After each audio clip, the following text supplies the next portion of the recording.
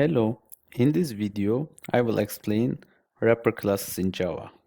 First of all, we should know primitives are not objects. Those are the primitives in Java: byte, short, int, long, float, double. And Java provides wrapper classes which turns primitives into the objects.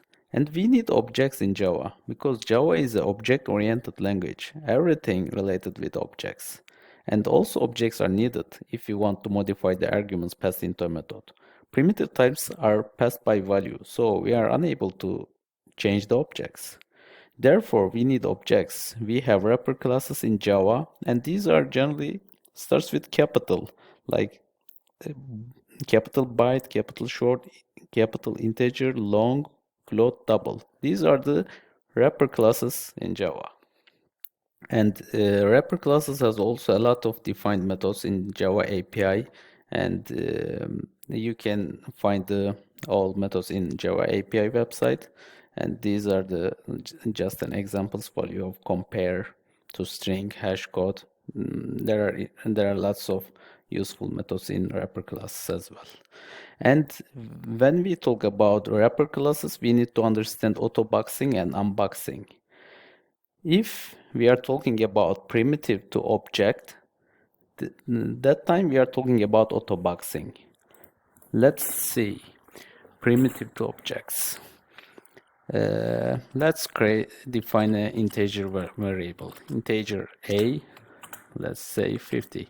We are able to do that, but behind the scenes, what Java do? Behind the scenes, it is the same thing, like a2.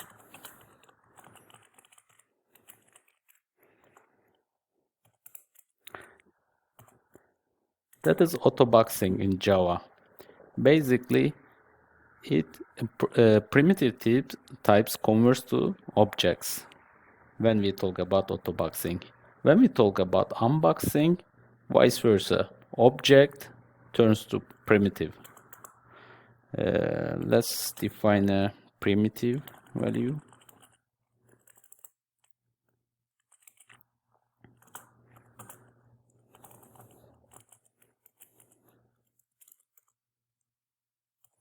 So when we do this, that means unboxing.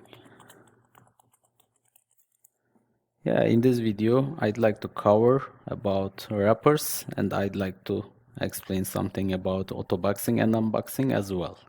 Thanks for watching.